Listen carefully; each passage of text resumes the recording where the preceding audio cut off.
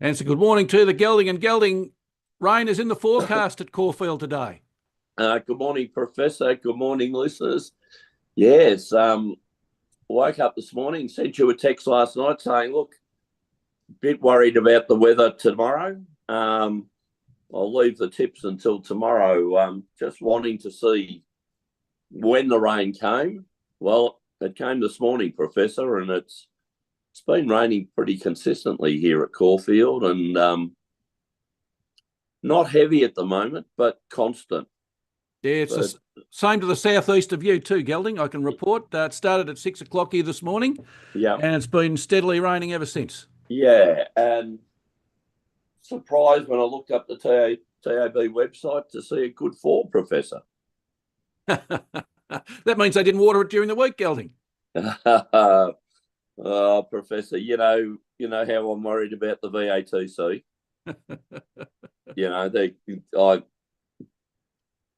As we keep talking to the listeners, race day patterns are very, very important, but they take even a greater proportion or a greater mindset, I think, at Caulfield. It's very much a pattern race course, and horses, if they're run a certain way, just don't seem to have a chance. So, look, they raced at Caulfield on Thursday on the new winter track, Professor.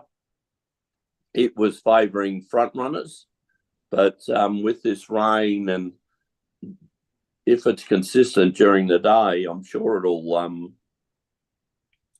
cut up. So I don't know where they'll come from today. It might be back in the field, Professor. But anyway, well, as we say to the listeners, watch the first couple of races and see how the pattern's going. All right, Gelding, that's a 10-race card. The first is at 12:20 p.m. The last is at 5:40 p.m. The feature race, Race 8, the Zipping Classic, a Group 2 over 2,400 metres worth 750,000, $750,000 Gelding. And there's another good race too, Race 6, the Sandown Guineas. It's a Group 2 over 1,600 metres for 300,000. Sandown Guineas, Gelding, being run at Caulfield. What's going on there? Professor, I'm hopping up on the soapbox. Okay. All right. This meeting used to be at Sandown Cup, Sandown Guineas. The Zipping Classic used to be called the Sandown Classic, and named after Zipping that won it 4 times at Sandown. The Kevin Heatherton was always run at Sandown. Why isn't this meeting at Sandown? What's wrong with Sandown, Professor? You'd have to ask the MRC committee that, Gelding. Right, okay. Well, Professor, as we were talking off air, it's hard to get them sometimes in the same room. Because apparently if you want to get someone off the committee at the VATC, you give them 2 years of free meals at the Black Caviar room, Professor. Well, allegedly. Yeah. Services to racing, Gelding. Professor, what is going on? Now, Gelding, when will they realise that they're making mistakes? Because did you see that with the new regime aboard at the MRC that they've announced that a couple of the races that they moved, that might have been a mistake. Now, I remember during That's Racing, when those moves of those races were first proposed, Gelding, we said that's a mistake. Guess what? They moved them, and then they said that's a mistake. So what else can you say about committees? Interesting, and the MRC new committee said they are very much aligned to continue racing at Sandown. And look at this meeting, Sandown's main meeting. Well, let's keep an eye on it for 2025 and see what happens, Gelding. Yeah, beautiful. Hopefully back at Sandown, Professor. All right, Gelding, what are your 2 best bets for today's racing? Well, Professor, my main bet. Oh no, we won't have that. Okay, I'll go to race 8, horse 3, Arapaho. Before you get there, Gelding, is there anything you like in race 6? We might comment about the Sandown Guineas a little bit later, Professor, when you're doing a bit of a summary of your races. Race 8, horse 3, Arapaho, Professor. Bjorn Baker, to be ridden by Rachel King. This is a horse down from Sydney. Ran fifth in the Group 1 2,000 metre race at Flemington on Championship Day. A good run. Horses there were just, too good with it. Via Sistina beat it by 6 lengths, but was in the bunch of horses running second to 6 Professor. Before that was fourth in a Group 3 1800 at Randwick Professor. So, look, I reckon that's pretty good form for the Eclipse Stakes. The Zipping Classic Professor. So we'll go race 8, horse 3, Araparo. I'll then go to race 9, Professor. Toss and turn with this one, Professor, but I've gone race 9, number 1, Tuvalu, who I think just might beat Arkansas Kid, but I was tossing up between the 2 horses, Professor, but Tuvalu, trained by Smith at Warrnambool, strong performer, ran 5th at Caulfield last start. Before that, won a listed race at Warrnambool during the carnival down there, the Wagoon. So, look, this is a very good horse who appreciates the soft and heavy going, Professor. This is the reason I've gone for it. In the soft, where I think the track will be by race 9, 4 wins, 6 starts for 4 wins and 2 seconds. And on a heavy, 2 starts for 1 win and a third, Professor. So from 8 starts on soft and heavy track, that's won 5 races, Professor, out of 8 starts and been placed 3 times. So that'll do me. But be wary of Arkansas Kid, who's also fairly well performed on a wet track. And you like, Professor? Yeah, Gelding. I'm going a little bit earlier than you.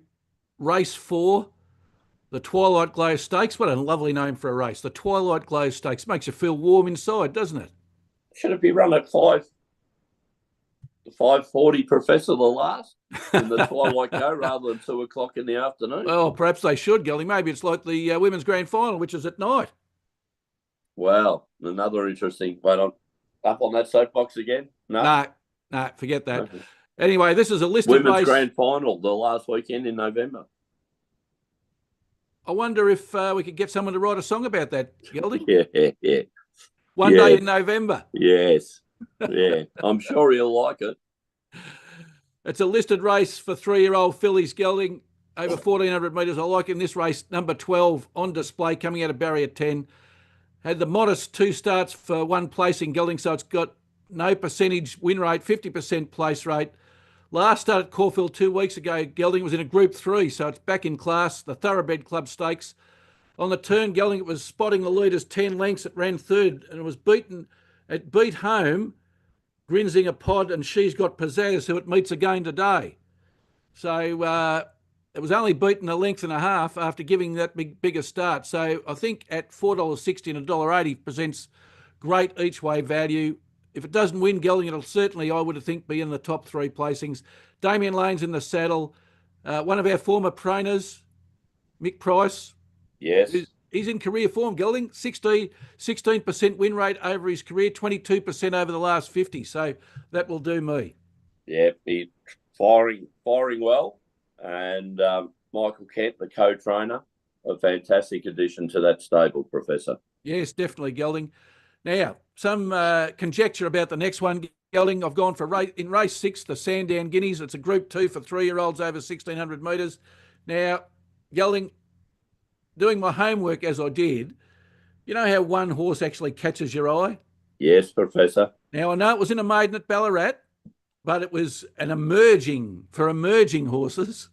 And believe you me, Gelding, this horse emerged. It was 12 plus lengths last at the turn, Gelding, and it had no chance. The course commentator said that in the run home that it had come from yesterday, that's how far it was off the lead. It made up the ground went away winning over a 1,400 metres, Gelding. It's probably one of the most impressive maidens I've seen. It's got more than ping on the turn. Certainly some great odds you can get. And I know you can't eat odds, Gelding, but if this one gets up, we'll be very happy. $10 and $2.70 at the moment. Professor, I'm just reading the comments on the form because I was a little bit taken back by your selection, and I'm happy to go with it. But it said it was ridden patiently last start. Well, so Gelding, that's probably inaccurate. I would have said it was ridden very patiently. Gelding, not only was it last at the turn, the jockey, John Allen, had to take it at least 8 or 9 horse widths around the turn to get around the rest of the pack.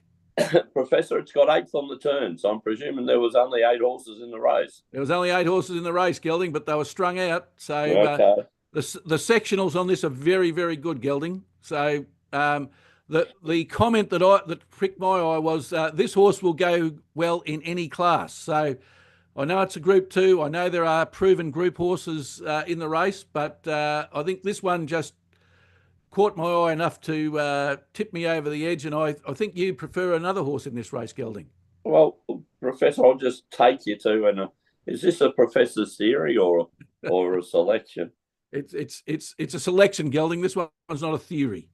Okay, because we do like the Blue Army. Yes, we do.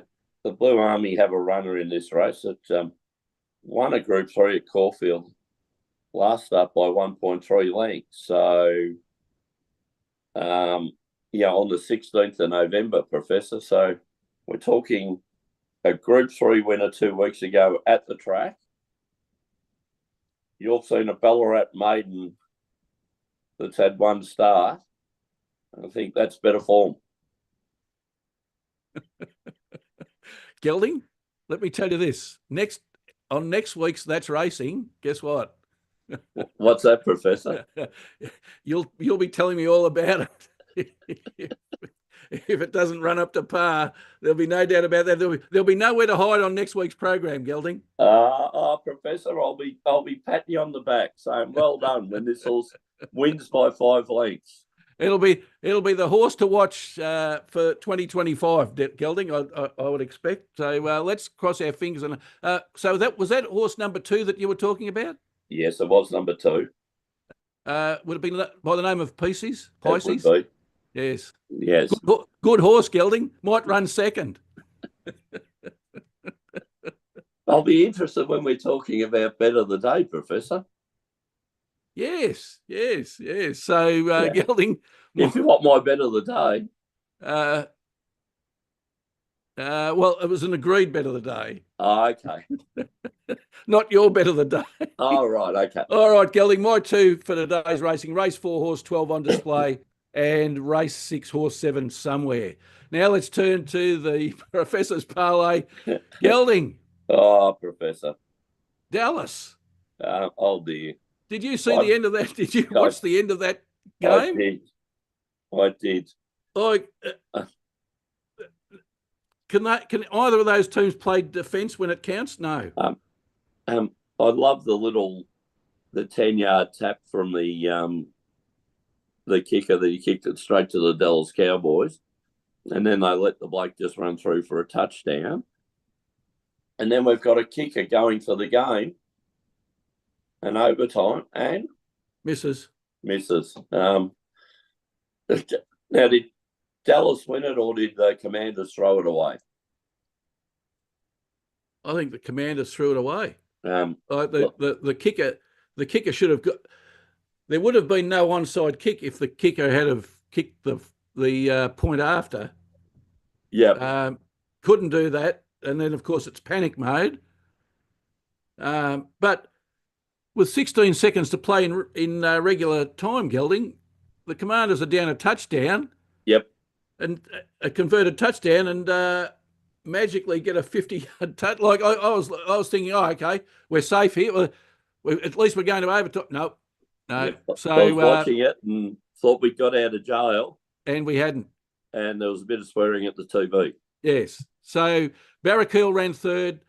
Dallas beat Washington, unfortunately, and the Chiefs beat the Panthers. So let's look at today, Gelding. The agreed bet of the day, race 9, horse 1, Tuvalu. Yep. For all the reasons you mentioned earlier. Okay. And we'll parlay that into the Minnesota Vikings to beat the Arizona Cardinals. Minnesota playing at home. They're 5th in the National Football Conference. They've won 9 from 11, Gelding. That's very, very good form. They've only allowed... well, Professor. Yeah, they've got a very good defence, Gelding. They've only allowed 197 points in 11 games. They're first in the NFC for defence. They're third overall in the NFL out of the 32 teams. So they only let in 18 points a game, Gelding. If you only let in 18 points, you're going to win a lot of games, and they usually score at 25. So it's certainly in their favour. Arizona beaten by Seattle last week. They're on the road for the second week in a row. So I'm taking the Minnesota Vikings at $1.56. The line's 3.5, Gelding.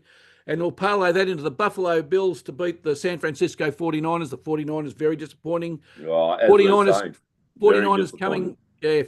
coming off a very short week, Gelding, just like the Green Bay Packers did.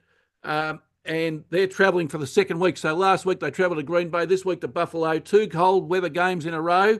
And Buffalo coming off the bye. They've had a week to rest up. So Buffalo Bills at home to win at $1.87. I think very good odds, Gelding, $1.87. The line's 5.5. So it's race 9, horse 1, Tuvalu into Minnesota Vikings to beat the Arizona Cardinals, into Buffalo Bills to beat the San Francisco 49ers. And looking forward to 310 and the Sandown Guineas today, Professor, for a bit of jocularity. Yes, and will you? I'll be sending you the notations, Gelding, because you've got a function that you're going to. Yes, heading off for another function today, very quickly. All right. Well, you enjoy that. A very important one, Professor. A very, very important one, Gelding. And you enjoy all of that. And until that's racing next week, when I get a pat on the back or a bit of a talking to, it's good luck.